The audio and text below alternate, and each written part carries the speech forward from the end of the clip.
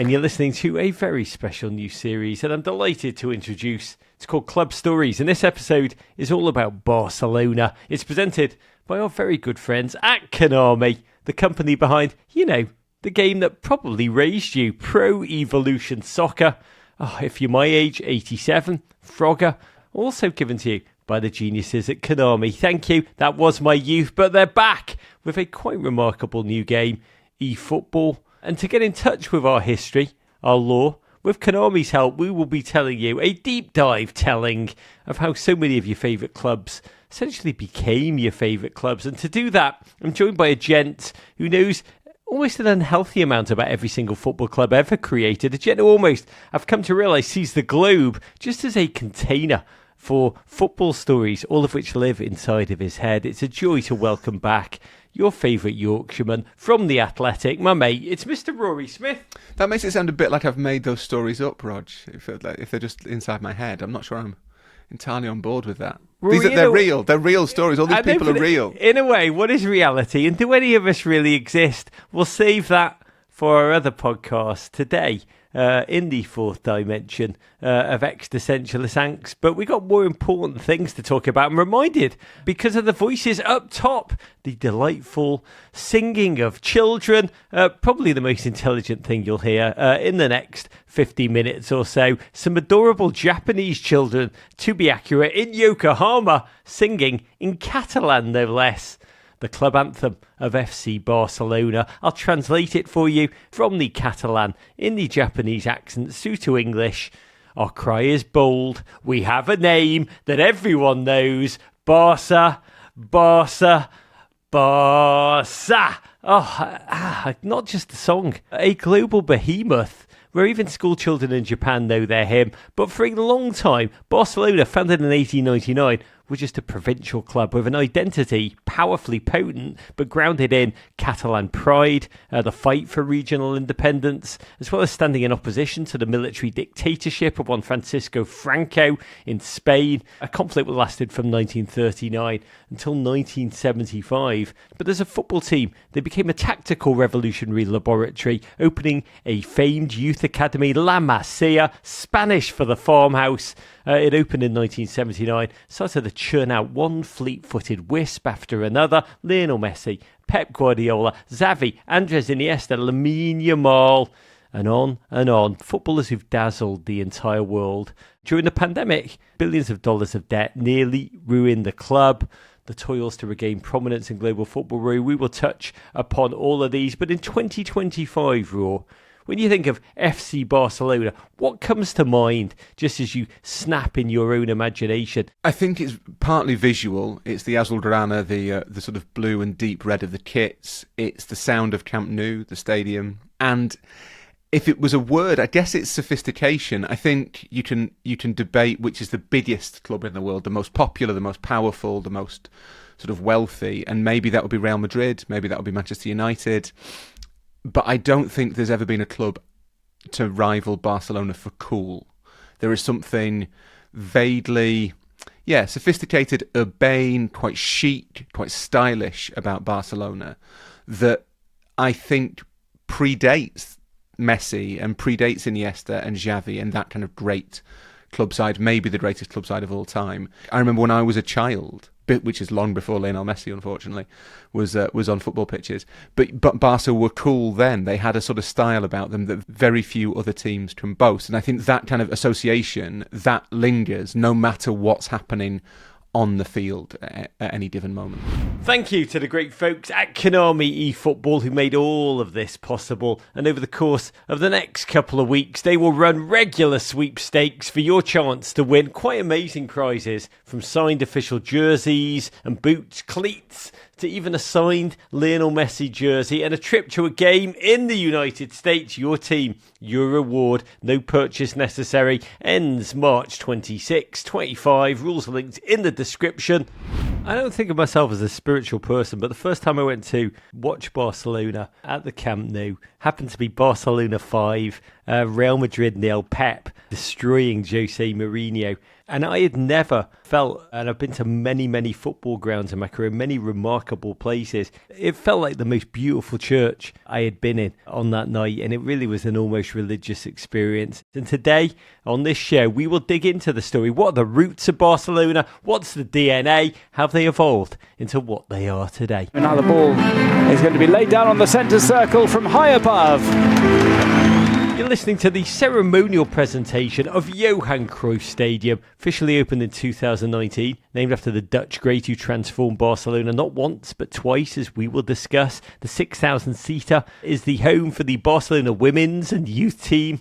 Oh, yes, that famed academy, likely the best in the world, called, as I said, La Masia, where Ballon d'Or winners down the decades have all learnt their rudimentary trade. And the man after whom it's named, Johan Cruyff, he first joined Barcelona in 1973 for 6 million guilders. Do the calculation in your head. I'm sure you're all shouting out, that's $2 million with inflation, about 14 million today. It was then a world record, and he came from Ajax Amsterdam. Spain, back then still under a military dictatorship at the time, they wouldn't sanction the move. He was actually registered as agricultural machinery and claims to have picked Barcelona because of its political opposition to General Francisco Franco's regime, as the magical Simon Kuiper of the Financial Times, who knew Cruyff and wrote a book about Barcelona, put it, quote, "The world's best player was exchanging the world's best team for a club of losers in a decrepit provincial city, in a backward league, in an impoverished dictatorship." Yes, how times have changed. But that's what Barcelona was then, this club, established in 1899, the biggest in Catalonia, the biggest anything really in Catalonia, that area of northeast Spain, along the French border. And during the Franco dictatorship, the Catalonian language, their Senyera flags of horizontal red and yellow stripes, they were outlawed. Barcelona's ex-president, Josep Sunyol, was arrested and actually killed by Francoist troops in 1936. One of the few places the Catalan people could express their identity without fear of arrest in public was in Camp Nou, Barcelona Stadium. The phrase that they were Més que un club, more than a club, the team motto, first uttered by President Narcís de Carreras upon his inauguration in 1968. That stood true. And the club has been called the unarmed army of Catalonia, which is so bloody powerful. They speak Catalan in board meetings. Most of the club directors come from the Catalan bourgeoisie. Rory, before we work out how this arrival of Johan Cruyff transformed the club, transformed football really, what kind of a place was he joining? Take us back to the club and its identity, what it meant to Catalonia at the time. Yeah, I think it was inherently provincial in 1970 when they're kind of on the cusp of signing Cruyff. That it was very much in the shadow of the one great team in Spanish football, which was Real Madrid. And Barcelona had been champions previously. They would occasionally win a title. But I guess the best way to think of them in a sporting sense would be how we think of teams like Valencia maybe now. You know, a proud bastion of that city, but not really of any great significance, not a powerhouse particularly, not a kind of member of the elite. And as you say, it was in a part of Spain that was not favoured by the Franco regime. That I think is fair to say. The extent to which Franco kind of persecuted Barcelona, the club, is kind of debated now. It's certainly part of the club's sort of self-perpetuated myth. I don't know whether a lot of it has been exaggerated and embellished in the years that followed. It was without question a source of tremendous local pride. As you say, the Camp Nou was one of the few places you could go and speak to other people in Catalan, away from the ever-present ears of the regime. It kind of attained the status of bastion of kind of civic defiance, I think, over the course of the Franco regime. It didn't go into it like that when it went into it just as a football team. By the end of the dictatorship, I think Barcelona had taken on an extra significance as a place, as a symbol of Catalonia. And I think that gave it a power and an importance that the people in charge of the club kind of felt a responsibility to live up to. So let's talk about the man. The gaunt, almost Modigliani-esque looking Hendrik Johannes Cruyff, gent born April 25th, 1947, born just a short walk from the Ajax training facility, which he started to frequent around the age of 4. His father sold fruit to the club. His mother cleaned the changing rooms when he made his debut age 17. Back then, Ajax were a semi-pro side. Not even the best team in Amsterdam, but within a few years, he transformed them into arguably the best in the world. European Cup winners 3 years in a row from 1971 to 1973. And to watch Cruyff was to be mesmerised. If there's any player you want to go down a YouTube wormhole and just savour, it is this man. Cruyff's biographer came up with a great phrase for him, that he was four-footed, since he used the outside of his boot so much. He viewed football, quote, as a dance for space. One journalist called him Pythagoras in boots. He pioneered what foreigners, not the Dutch, but foreigners, called total football, a whirling, positionally fluid, all-conquering style of play that came to define Ajax in the Netherlands, later with some tweaks, Barcelona, of course Everton, in my imagination. When Cruyff joined Barca, they were fourth from bottom. That season, they ended up winning the league, including a 5-0 demolition of Real Madrid in the Clásico at the Bernabeu mid-season. Back then, the New York Times wrote that Cruyff did more for Catalan spirit in 90 minutes of that game than many politicians through years of struggle. And the quintessential image of Cruyff is him on the ball, pointing, telling his teammates where to go. As much as he touched the ball, as much as he impacted games, which he did, he dominated with his feet, with his head. It was with his mind. He was always orchestrating the movement of those around him. But he left after 4 years and a damaging kidnapping attempt, which meant his kids had to go to school with bodyguard protection. But Rory, tell us, what did total football look like, and how did it revolutionise the game? It's one of those things that's quite hard to describe now, because so many of the principles of total football are things that sound ordinary to us. You say it's like you can't understand how good the Beatles were unless you knew what life was like before the Beatles. Yeah, if you were to describe the Beatles, you'd say, well, you know, they played short, sort of 3-minute pop songs with catchy choruses, and people would be like, yeah, well, everyone does that.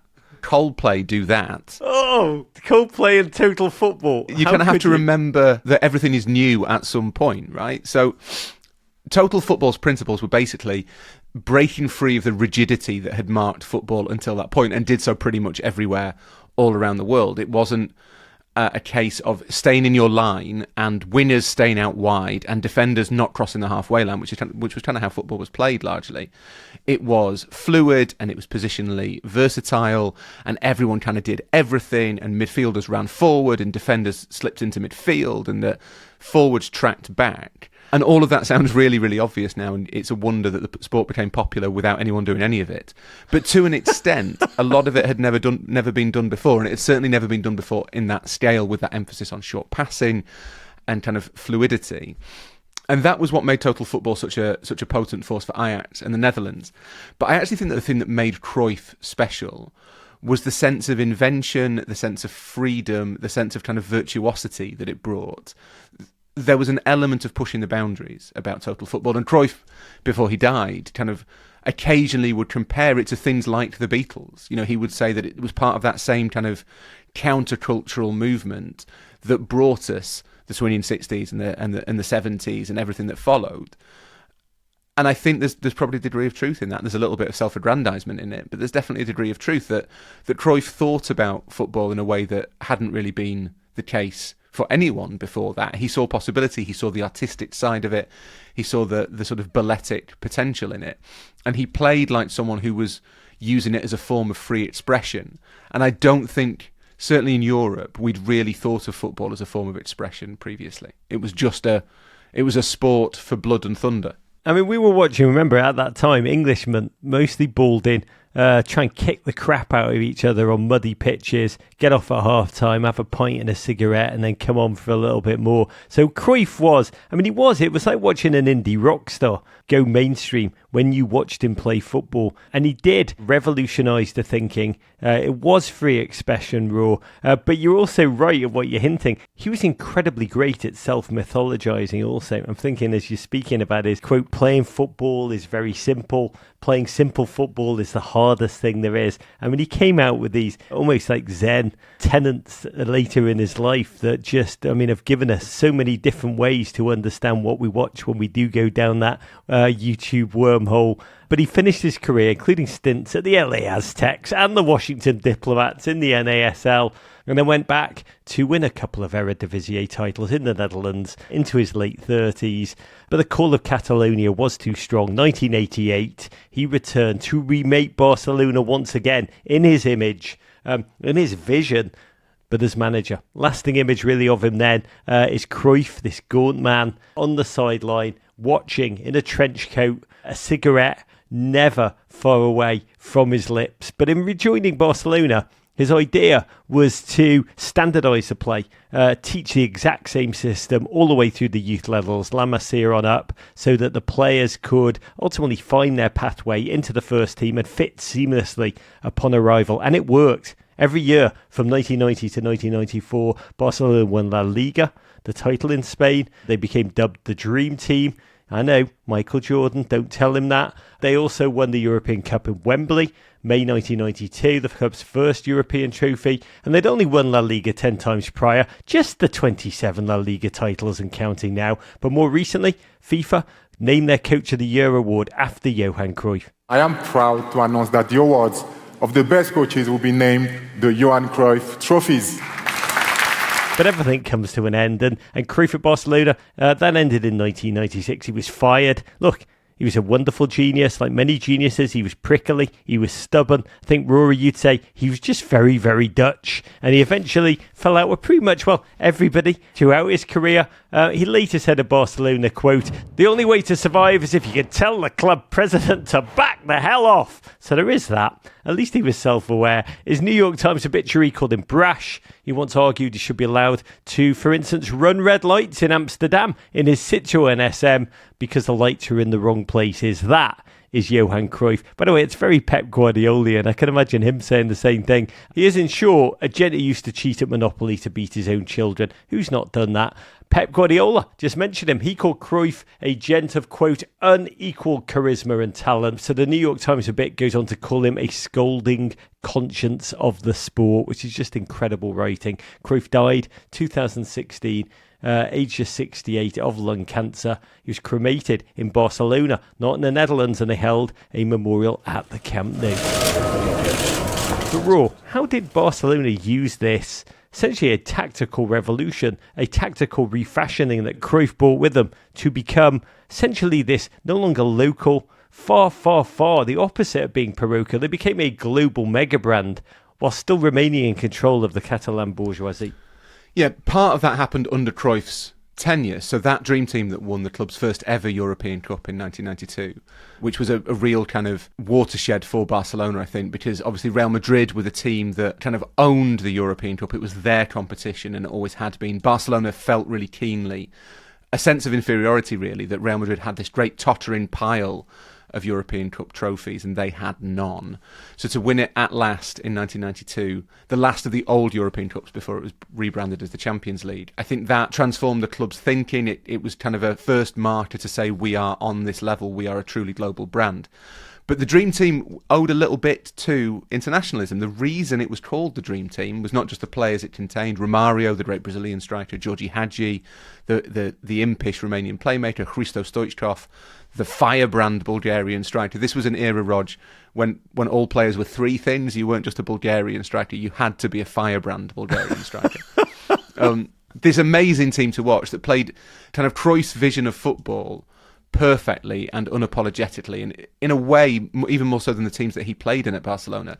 It was the Dream Team that brought his vision to life, and it was called the Dream Team because of the US basketball Dream Team, because obviously who turned up in Barcelona in 1992, just a few months after that final? The US Olympic basketball team, which had some fairly useful players in it. The parallel was deliberate between what Cruyff had built at Barcelona and what the US brought to the city that summer.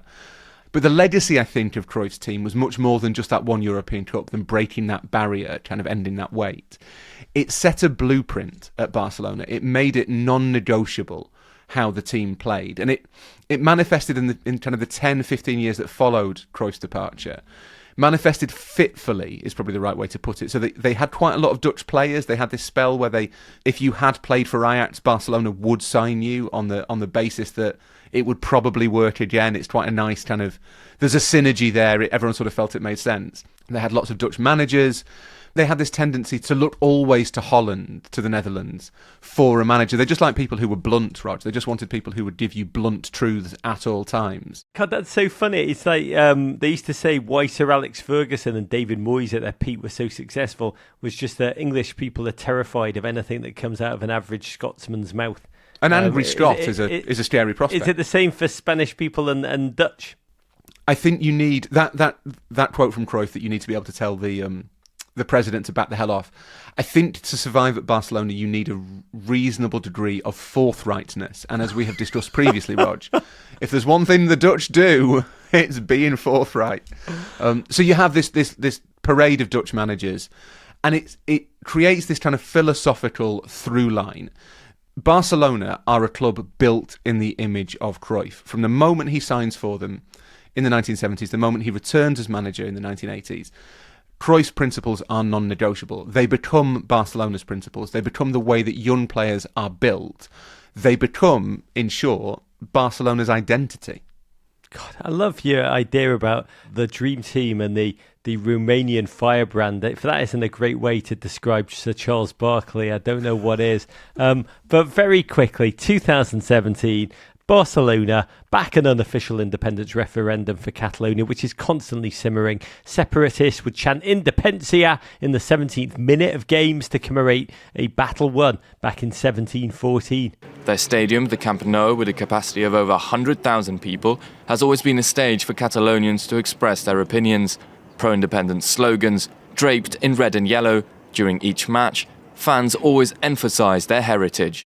What does this club, we've talked about the football development, but the largest civic institution, cultural institution really, as well as a football team, what does it represent within Catalonia that extends beyond football? And how does it still bear weight today? I think it's an icon and a symbol for Catalan identity. It's the way that Catalanismo, I suppose, is kind of expressed internationally. It's the greatest advert for the city, for the region. It's what people think of. It kind of carries Catalonia's values to billions of people worldwide. The club treads the line quite carefully. They've been fined previously for flying the Senyera at games, but at the same time they lean very much into that Catalan identity, even as they've sold various parts of the club to Qatar Airways or to sponsors from across the world. There has always been that sense of it is a fundamentally local thing. Barcelona is rooted in Barcelona. Whenever there's times of trouble, they will look to La Masia to produce players. There is always a kind of local core of players. As you said earlier, like the people who run the club are always from the Catalan bourgeoisie. That is the people who are in charge of Barcelona. So I think they've pulled off quite a clever trick for quite a long time, in that there is nowhere more international than Barcelona. There's no club more internationally focused, more kind of obsessed with global growth. But it has always managed to maintain that feel of being inherently local. Well, I have to admit, I am Barcelona. Barcelona is part of my life. It was a ball boy, was a teenager. Barcelona is a club of my heart. I'm sorry, but it's what it is. Barcelona is special for me. And that, dear listener, is one Pep Guardiola waxing poetic about his beloved Barcelona. Well, he is the manager of, checks notes, Manchester City. And while it may seem odd for a manager to gush about his allegiance to a different club, Pep's history with Barcelona, his beloved Barcelona, it truly is exceptional. To fully understand it, we may need to travel back in time to early 2008. Come with me to a time when I was proudly rocking my Team Edward t-shirt as the Twilight movies first graced our screens. Lehman Brothers. Oh, back then it was still a rock-solid financial institution. Nothing could go wrong now, right? And FC Barcelona was in the midst of upheaval. What changes? At the helm of that team back then was another Dutchman, former Ajax player under Cruyff and Jerry Curl enthusiast Frank Rijkaard, who took over Barca in 2003, guided them to 2 La Liga titles and a Champions League trophy. But underneath the surface, the team was bubbling into crisis. Complaints about the late-night predilections of their 2 stars. The partying Mozart, Ronaldinho, and midfield maestro Deco had made their way into the press. Reports of, I crap you not, Ronaldinho leading bongo drum circles into the wee hours of the morning, as you do. Look, The situation got so bad that then Barcelona president, and always Barcelona president, Joan Laporta, instituted, quote, a discipline rule book in an attempt to try and regain some club order. Deco, never quite a fan of hyperbole, responded, there's no way the club can force us to stay imprisoned in our houses. So the team slouched their way to a third-place league finish. All of this crapping on in the background, 18 points behind dread rivals Real Madrid. And it was, suffice to say, a completely unruly, undisciplined mess. Rijkaard, a soft-spoken man, a sweet man with a reputation for kind of hands in pockets, chill guy attitude before the chill guy was ever the chill guy. He was suddenly out.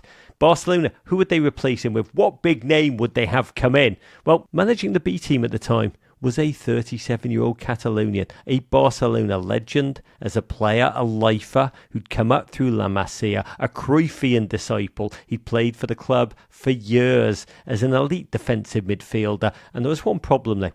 He'd never managed a top-flight game in his life. Despite this, May 8, 2008, Joan Laporta announced the club's next manager would be Pep Guardiola, and in doing so, changed the fortunes of the club, changed really the way so many of us around the world understand football. But back then, the announcement, Pep Guardiola, came as an unbelievable shock.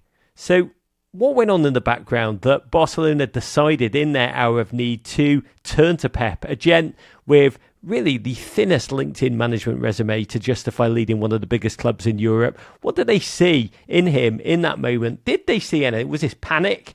Was there a real strategy here? What was it that they saw that this would be the leader for the next iteration? So there were kind of three things going on. One, as you mentioned, was the sense that they needed to kind of get a grip on the dressing room. That Deco and Ronaldinho in particular were maybe not living the lives of professional athletes in the way that they might. And that Rijkaard had been unable to control them, that there was a kind of lack of professionalism setting in. So the club, I think, were really conscious of that. The most obvious candidate at the time was somebody else who had a link to Barcelona, and that was Jose Mourinho. Jose Mourinho had been translator and assistant to Bobby Robson when he was in charge of Barcelona.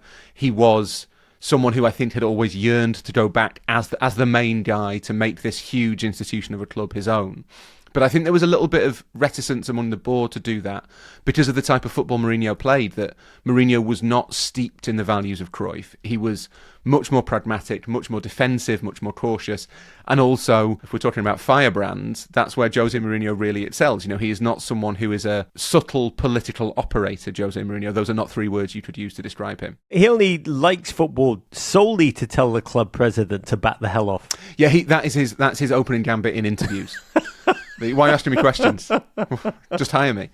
And then the third one was financial. I think that there was a sense that the club was spending a little bit beyond its means, that it needed to cut its cloth accordingly, that it needed to try and save a bit of money rather than perhaps what Mourinho would have wanted, which would have been sort of investing heavily in the squad. And Guardiola seemed, to an extent, not quite the least worst option, but he was kind of the path of least resistance. He was Cruyffian, as you say. He was someone who got the club. They knew, I think, that there would be a degree of understanding and sympathy for him because of what he'd achieved as a player, not just as a player, as a ball boy. There's a really famous photo of Guardiola alongside another English manager, Terry Venables, when Guardiola, I think, was about 12 in 1985, staring up at him reverentially. Now, this is a kid who had devoted his life to Barcelona. And there was a sense, I think, that he was the one who could almost be kind of a consensus candidate who could unite the various factions that are always sort of bubbling under in Barcelona behind his vision of football. And also he might encourage a little bit of kind of promotion from La Masia. He might bring the youth through. He might restore Barcelona to what it was. And I think that was all distinctly appealing, especially given the kind of board at Barcelona at the time. They were all young Catalan disruptors. They were people who'd made their money in tech or business or retail or finance, and they were Catalan. They were evidence of this kind of thrusting Catalan class that was coming through in Barcelona's broader economic landscape. And Guardiola kind of fitted with that. Looking back, of course, it looks like an obvious decision. You have a young genius in your ranks. Just give Mozart the piano. Do you know what I mean? There's no gamble there. But at the time, it felt like a massive risk for Barcelona to look at Jose Mourinho, at that point, the most successful manager in Europe, by common consensus, like the best manager of his generation, and go, we're going to give it to the guy who's in charge of the B team. That felt almost like surrender from Barcelona, and obviously didn't quite work out like that. Give Mozart the piano as Ronaldinho goes, "What piano? I've got my bongos, let's party!" Whatever happened, Pep's impact was immediate. Ronaldinho suddenly picked up his percussion instruments and left for AC Milan. Deco freed from his partying-induced house arrest so that he could decamp for Chelsea. And suddenly, the B-team call-up started to flood in. You will have heard of each and every one of them. Sergio Busquets and Pedro, the attacking hole left by Ronaldinho's departure, filled by a young Argentine by the name of one Lionel Messi. We will talk more about him in a minute, but he played alongside that cerebral midfield of Xavi and Andres Iniesta. An untested centre-back and former Barcelona youth player named Gerard Piqué was signed back from Manchester United to round out the backline, and suddenly this was a squad filled with La Masia-reared products. Messi, Xavi, Iniesta, Busquets, Pedro, Piqué, along with that mop-top defensive tree stump Carlos Puyol and goalkeeper Victor Valdez, all led by a manager who himself was moulded in that place. La Masia,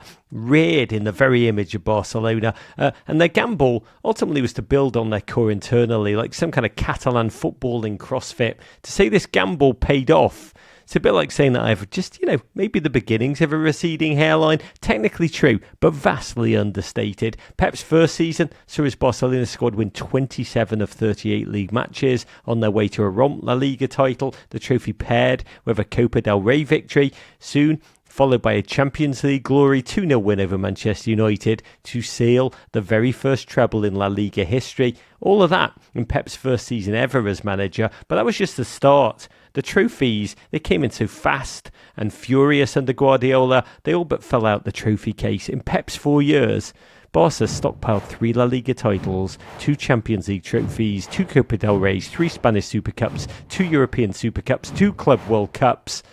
And the secret to Pep's overwhelming success, ultimately the particular style which the team played, a style which Andres Iniesta famously explained in 3 words: receive, pass, offer. Tiki-taka, as it came to be known, constant movement, paper-cutting opponents to death, pinball passing in short spaces, prioritising intellectual play over physicality. I mean, football used to be run by men like Michael Ballack, who could just destroy all comers, run over them like tanks. Suddenly, these tiny guys took the world by storm, and opponents buckled, both physically shattered by all the running they had to do, but mentally shattered by the focus, chasing the ball, and their opponents' ghosts, shadows for 90 minutes. Raw, like everything else in Barcelona's modern history, this philosophy, it does run a direct line back to Johan Cruyff. It does echo the original idea of total football, that revolution. Pep himself played under Cruyff in the Barcelona glory days of the early 90s, and he said of his time with the Dutchman, "I knew nothing about football until I met Cruyff." So do you see a connection between Pep's tiki-taka and Cruyff's total football? And tactics aside, how did Cruyff shape Pep as a manager or even as a person? I think the line between total football or Cruyff's ideas of total football and what became Guardiola's style of play are really apparent. It's that domination of space, that idea that football is a battle for space more than anything else. It's the fluidity, the interchanging of passes, the constant motion, the sense that anyone can do anything. It's not always they're not always the 2 players that you think of the most when you think of that Guardiola team at Barcelona. But Jordi Alba and Dani Alves, the 2 fullbacks, played as winners. They played as advanced winners in that team when they had the ball. That's a concept that basically isn't really possible in football if you don't have the building blocks of total football. More than that, I think what Guardiola learnt from Cruyff was that you don't play beautiful football for the sake of playing beautiful football. You play beautiful football because it's the best way to win. That, I think, is the key thing that Cruyff told Guardiola, that all of this artistry wasn't so you can feel good about yourself. It wasn't so that you could kind of claim some sort of moral superiority. It was designed to win. And what Guardiola became at Barcelona was a relentless and a ruthless winner. So if you look at someone like Sergio Busquets, an incredible footballer, an amazing footballing brain, but he quite liked taking people's legs out if they looked like they were counter-attacking. There was no sense about Guardiola's team that they weren't prepared to do anything to win, and I think that comes from Cruyff as well. There's my favourite Cruyff quote. He said that when you're 4-0 up, it's often better to try and lob the keeper and hit the bar than score, because everyone enjoys going, ooh, rather than just sort of clapping another goal. And I've really taken that to heart. I'll try and hit the bar when it's 1-1. But I think that actually is misleading about Cruyff, that quote. I think he'll do that at 4-0 to entertain the crowd, but he'll score the first 4 goals first as he wants to win. And Guardiola adopted and refined and distilled Cruyff's principles for tiki-taka, for that team. He turned them into something that just won ruthlessly and relentlessly and without any sort of remorse. There was no ornament about that Barcelona team. If you look at them, even at their very best, as Messi's weaving through players, as Xavi and Iniesta are twirling and twisting in midfield, absolutely everything they're doing is designed to hurt the opponent. And that is what made Barcelona so irresistible, and it's what made them so good to watch. So let's get back to Messi. That, quote, Argentine who slotted in for Ronaldinho and went on to become the best player in the history of the sport. Lionel Messi, yes, the man of Inter Miami fame. He was a kid who joined Barcelona at age 13, arrived with a growth hormone deficiency. Barcelona covered the hormone medications he needed to grow and become the finest to ever kick a football, becoming so synonymous with the club that the Argentinian fans early on, I think disappointed with his performances in an Argentinian shirt, called him derisively El Catalan, almost like you're not of us, you're of them, because they'd watch Messi win everything.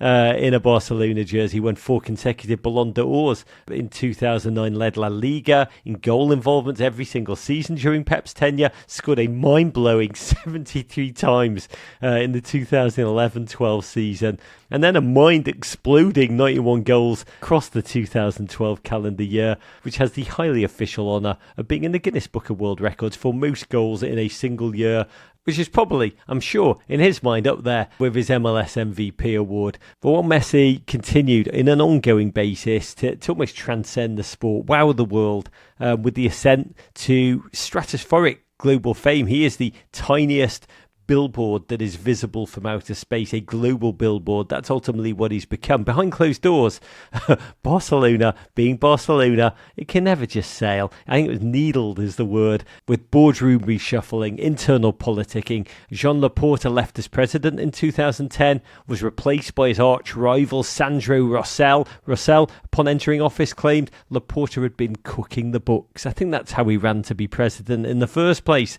and that the $15 million profit the club had claimed in Laporta's final year was actually a deficit in excess of $100 million. Rosell decided to sue his predecessor, beginning what, in retrospect, would be the first domino in a long line of contentious financial mismanagements that continue to reverberate in this present day. The aforementioned trophies, they continue to pile up. Messi magic multiplied into essentially Messi mania, but backroom tensions brewed alongside them. Parallel tracks, rumours of Pep's gripes with Rosell bubbled. Guardiola made, the kind of half jokes that Pep does when he talked about, I'm losing my hair from the stress. He was caught on camera saying Barcelona was a club you could work at for only 3 or maybe 4 years. And in April 2012, after just a cacophony of speculation, Pep finally, quite emotionally, announced his resignation from the club that had shaped him. So Rory, Pep managed Barcelona. This is kind of incredible because he is so synonymous with the place, the town, the city, and glory. But he managed them for just 4 years total. It feels like he changed the world. In that time, a bit like Alexander, there's no more world left for him to conquer. In that time, Messi became Messi. Or as they say, the American Messi. The club once again became Mesque Young Club, more than a club, but the ownership structure, shareholder capitalism, if you will, where fans can become members, socios, and vote on who should lead. It's not proved, let's say, the most stable governing force, the most nimble, the most reliable governing force. How did it all come apart so fast when it all felt so bloody good? I mean, in part because of the tensions that always sort of ripple through Barcelona. As you say, it's a members-owned club, which means that every few years you have to, if you want to be president, you have to stand for election, and that means you get kind of factional infighting behind the scenes among the socios, the members, because some might like this guy and some might like that guy, and then that guy might say that that guy's actually a criminal, and then the other guy might say that this one shouldn't be in charge but should be in jail. When you said criminal, is he a smooth criminal? It's naturally, it's what they call, and Guardiola spoke about this a lot, the entorno, the kind of the environment, the ecosystem, all of the different currents and Gulf streams that kind of blow through Barcelona and mean that it's permanently in this state of kind of semi-turmoil or on the cusp of turmoil. And I think Guardiola was right when he was caught saying that. He was being honest. It's a difficult environment to survive in for more than 2 or 3 years, I think. And the fact that he did 4, at the time, I remember when he stepped away, not being surprised in the slightest that he was stepping away. It had been obvious that it was going to come to a head and that he wouldn't want to stay for longer, that he felt that the political kind of problems in the background were impacting his ability to work the way he wanted.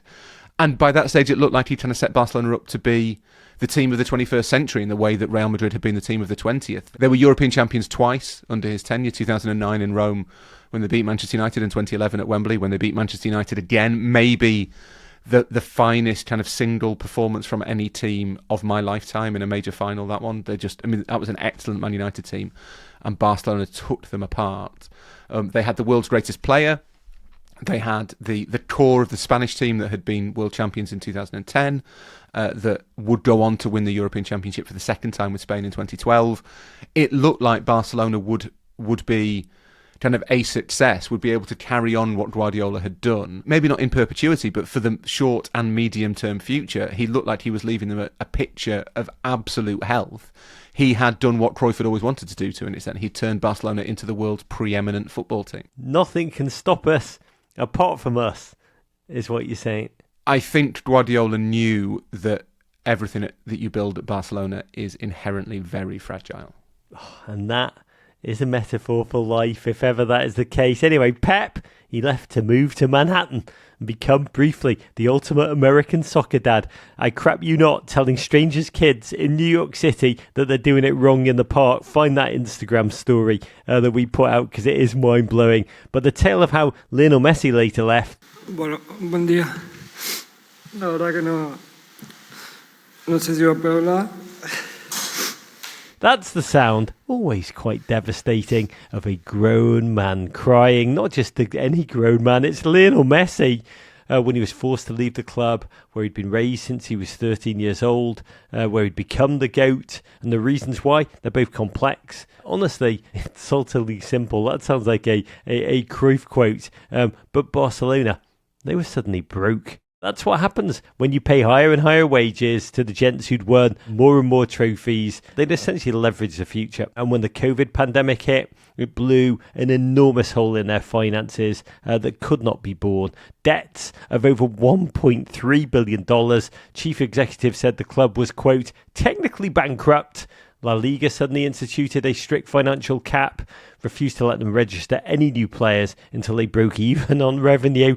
And since Lionel Messi's contract had technically expired, they could no longer register him. So he left on his quest to become the world's greatest pioneering jorts model in his home in southern Florida. But Barcelona were left reeling.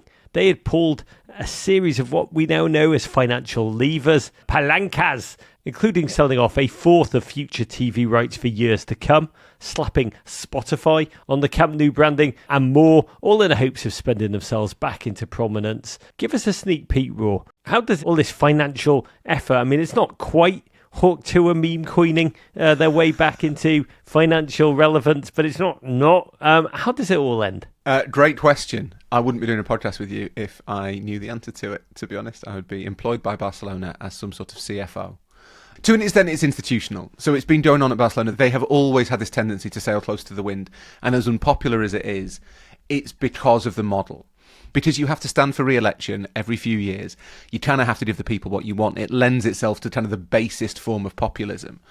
And for a long time, in the aftermath of those Guardiola years, what the people wanted was all of those amazing players to play for Barcelona for as long as possible. So you kept on giving them pay rises to the extent that by the time that Luis Enrique's in charge in 2015 and Barcelona win yet another treble with that famous kind of attacking trident of Neymar, Messi and Luis Suarez, two of whom can now be seen at Inter Miami. They are the most expensive sports team in the world. Their payroll, their average salary, I think their median salary, outstrips that of the Dodgers and the Yankees. Sports where generally players are paid much more than they are in soccer. Barcelona were the exception. Barcelona cost a fortune to run. And then the worst thing possible happens to them, and that is that Paris Saint-Germain give them $222 million for Neymar. If you're sitting there thinking, Roger, and you're smiling, so I can tell you're thinking, hang on, if someone gave me more than $200 million, that would solve most of my financial issues. And I agree, it would solve most of your financial issues, but not for Barcelona, because what Barcelona did was immediately go and spend all of that money on the worst players they could find. And the people involved have talked about this since, that Barcelona felt emasculated effectively by the fact that PSG had paid them so much money for Neymar. So they went and almost spent as much money as they could. They bought Ousmane Dembele for a vastly inflated price. They bought Philippe Coutinho for a vastly inflated price. They went and spent far more than they had, so that not long after they'd been given all of that money for Neymar, they'd spent all of it and plenty more besides. And then you get the pandemic, and the pandemic completely guts their financial forecast. It brings everything to a head, and suddenly Barcelona aren't really a viable concern anymore, at which point Joan Laporta comes along and starts pulling his levers. Whether it's worked or not is a really difficult question to answer. They did win the Spanish title. They do suddenly have quite a good team again. They look like a side that could go quite far in the Champions League, for example, and there is an argument that if they can find success on the pitch, then all of the economic stuff might fall into place outside it. The problem is that they've sold off huge chunks of their future income. So every year for the next 25 years, give or take, they will earn less in TV revenue than Real Madrid, but they will be expected to keep up with Real Madrid in the transfer market.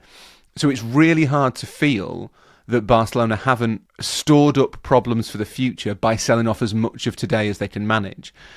And the thing that we've talked about before and that I find most frustrating, all it would have taken for Barcelona to know that they didn't need to spend all of that money, that they didn't need to pull all of those levers, is to look inside their youth academy. La Masia's where they've always turned in times of trouble, and La Masia came good again. They should have known it was coming good again and thought, if we just hold fire for a year, we get to have the really good team and all of the money that we need for the next 25 years. Because there's a tendency to panic at Barcelona as soon as instant gratification seems to be fleeting away, they have instead kind of mortgaged their future when they didn't really have to. Oh, Rory Stradamus, you mentioned La Masia. It is ultimately the well that never runs dry, because led by Lamine Yamal, a kid still embraces who makes grown adults soil themselves on the regs. He was awarded the Golden Boy Award for the best young player in the world in 2024 at 17. Still 17. He's the youngest player, pretty much any category you can name. Youngest to play for Barca, youngest to score in La Liga, youngest to make me realise I have wasted my entire life. Still so many years of this gen to come. But what will the next few decades unveil? Is Yamal kind of Barca good? Or is he generationally great? The new Messi, regenerated, just a few short years behind?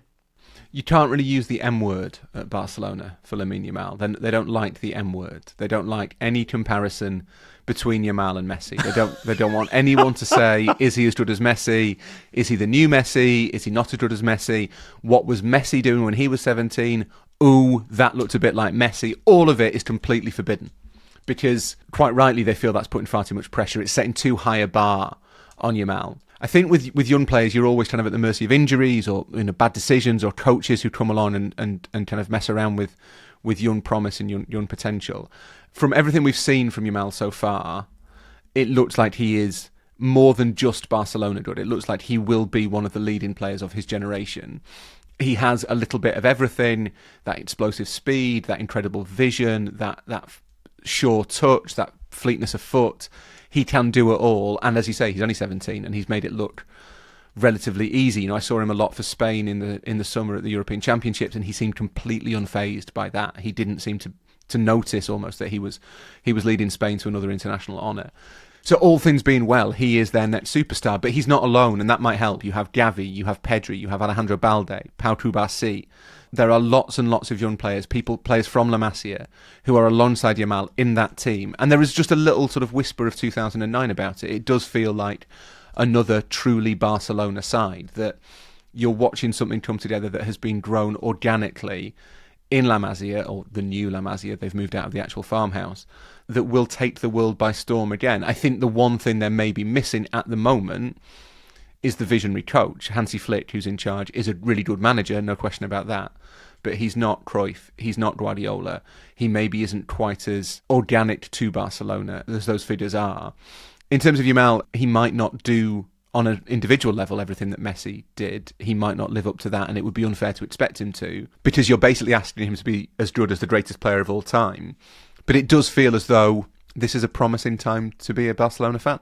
And that brings us to the present day, the evolution of this team, the regional symbol of Catalan independence that became a global juggernaut, a brand beloved, with the best player to ever exist at the centre of it, who nearly blew it all by overextending themselves financially. Spending is now said to be back in line with what they can afford. They're winning again with a vibrant, young, new crop of seismic talent. And that's where we leave this, the story of Barcelona from 1899 to 2025. Again, huge thank you to our friends at Konami for making all of this possible. By all of this, I mean giving Kendrick Lamar the lines for Hillbillies, principles, yeah, I'd rather not, Messi about to come in hot. That could not exist without the Barcelona story. Future episodes of Club Stories are coming your way into your pod feed and on our YouTube. In March, we have AC Milan and also Arsenal on tap. Until then, Raw, huge pleasure. You are the Pep to my Rijkaard, the Messi to my Ronaldinho. Except I also think you're the one that plays the bongos best in this relationship. I think that is, playing the bongos might have been the most innocent thing Ronaldinho ever did. No. It's the only one that was appropriate for this family conversation. Do we think it's a euphemism? The bongos? Yeah. I think Ronaldinho was playing the bongos late at night might be a euphemism. They were like, you mean they were pleased when Ronaldinho only just played the bongos? Oh, thank God it's one of the bongo evenings. Real huge love to you. Thank you, mate. Until we pod again, may your fingers be fleet, your red lights always be in the correct location. And thank you once again to Konami eFootball. Be sure to stay tuned to our network as you have your chance to win weekly prizes with some of your favourite teams. It's your team, your reward. The pitch is waiting. You could earn the chance to receive a signed Lionel Messi jersey or score 2 tickets to a game in the United States. Compliments of eFootball. Your team, your reward. No purchase necessary. Ends March 26, 25. Rules linked in the description. Oh, courage. Coraja.